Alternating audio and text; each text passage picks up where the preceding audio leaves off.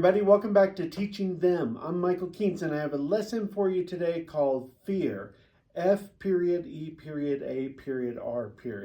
Because we're going to be focusing on making acronyms out of fear that are helpful for kids to remember so that when they face a scary situation, when they're feeling afraid, that they can remind themselves of this acronym and maybe that will help them to face their fears when that's the appropriate response. For this lesson, you will need to create a word board with some words that start with F, some words that start with E, some words that start with A, and some words that start with R. I have a list of them in the lesson if you'd like to go to www.teachingthem.org and print that out. Or you can make these up on your own. You can even get AI to generate some good acronyms for you. But I'll give you some hints as to words that you could use. So here's how I'd run the lesson. Hey kids, anybody ever feel afraid? You ever get scared? You know, when your stomach gets butterflies in it and you start to sweat and you kind of go like, oh no, no, no. Yeah, I get that way too. In fact, everybody does. And in fact, if you didn't know it, the Bible talks a lot about being afraid. It talks about people say they're afraid. God talks to us. He says, don't be afraid. He says, listen, I'm going to be with you. I'm going to help you through those things. In fact, I went and I looked and I found over 81 times that God says to us, God the Father or Jesus says to us, don't be afraid. Don't be afraid. Over 81 times. It's in many of the books of the Bible, it talks about do not be afraid. Let me read you one of those. This is from God through the prophet Isaiah in Isaiah 41:10. Don't be afraid, for I am with you. Don't be discouraged, for I am your God. I will strengthen you and help you. I will hold you with my victorious right hand. You see, God was telling Isaiah, he was saying, tell the people I'm with them. I'm going to be there with them. They're going to go through some scary stuff. You're going to have to go through the scary stuff, but I'm going to be with you. And then one of my favorite characters in the Bible, David. You remember King David? He's the one who killed Goliath.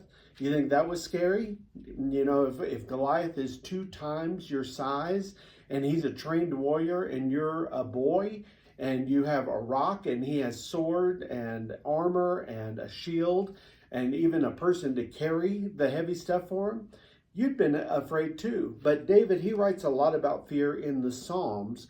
The Psalms are kind of his prayer book. And so many of the Psalms are written by King David. In Psalm 27:1, he says, the Lord is my light and my salvation, so why should I be afraid? He's like, my God is big.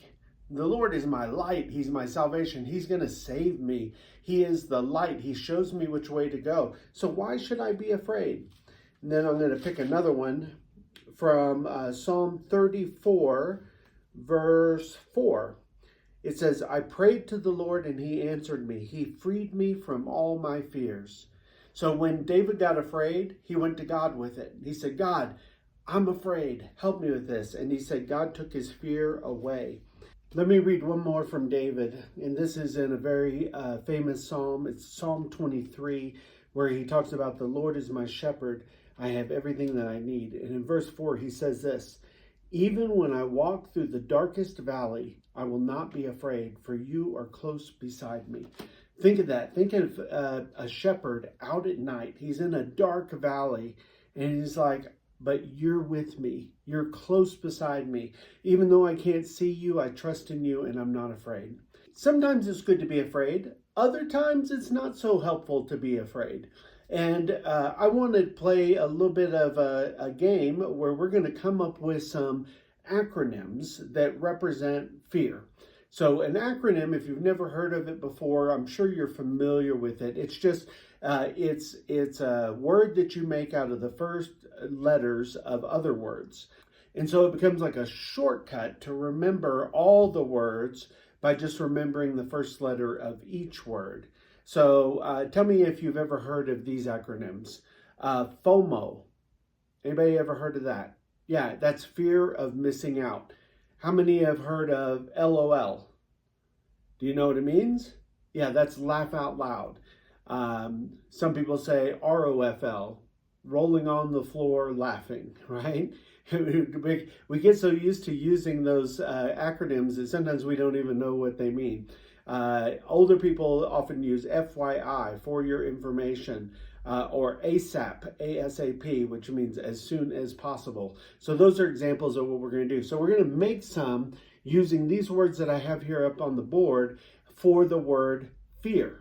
And so this is going to tell us about how we respond to fear when we hear it. Now, some people have maybe not the best response to fear. Let's try one that's maybe not great. All right, what if your acronym for fear was forget everything and run, F.E.A.R. That could be helpful sometimes. When would be a good time when that would be helpful?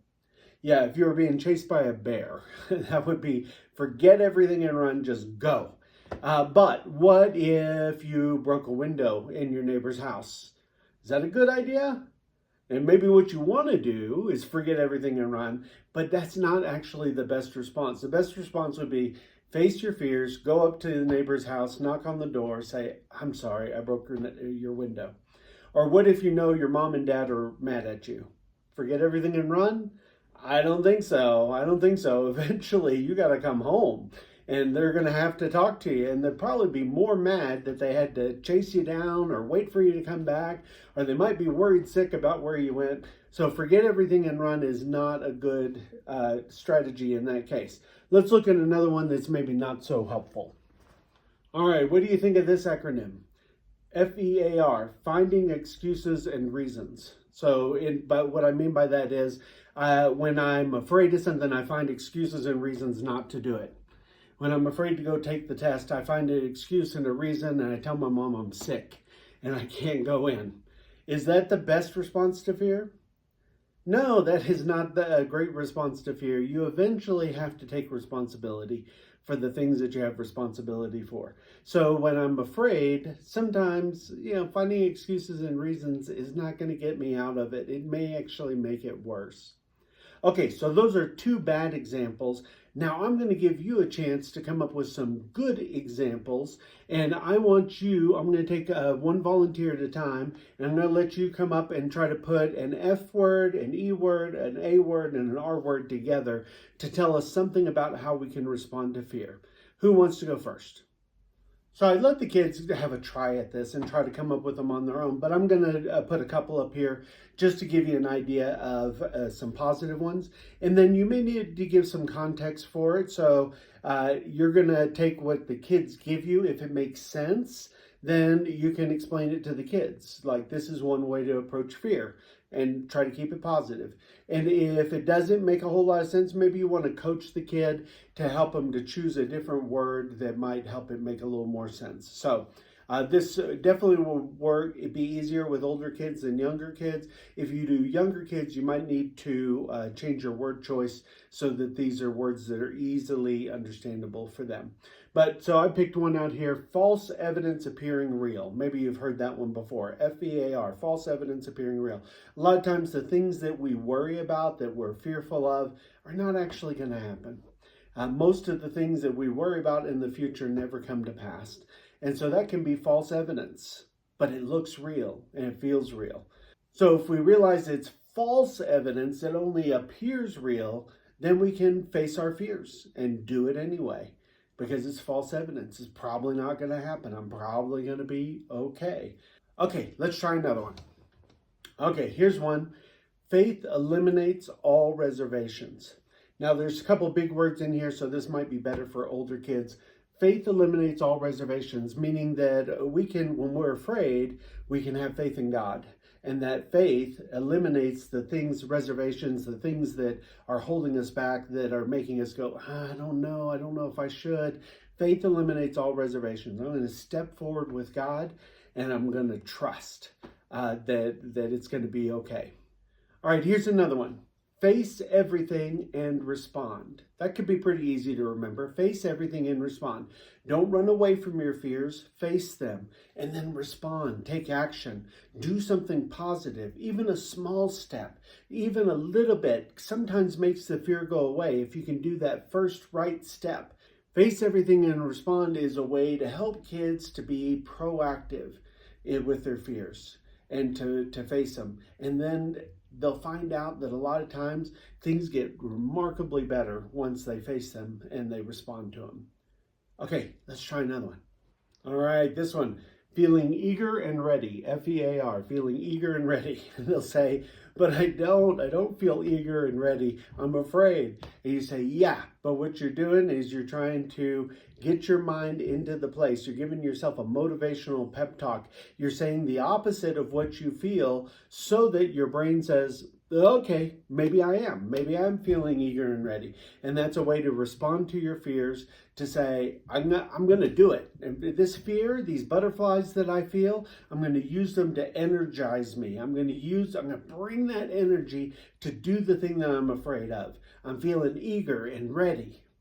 Okay, last one. For everything, a reason. For everything, a reason.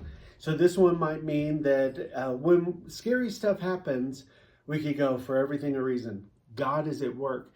You remember Romans 8:28, it says that God works all things for the good of those who love him and are called according to his purpose.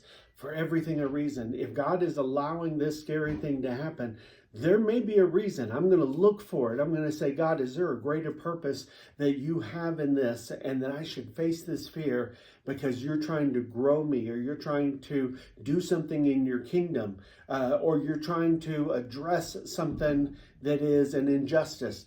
What is God trying to do? For everything a reason. I look to God and I say, God, is there a reason for this?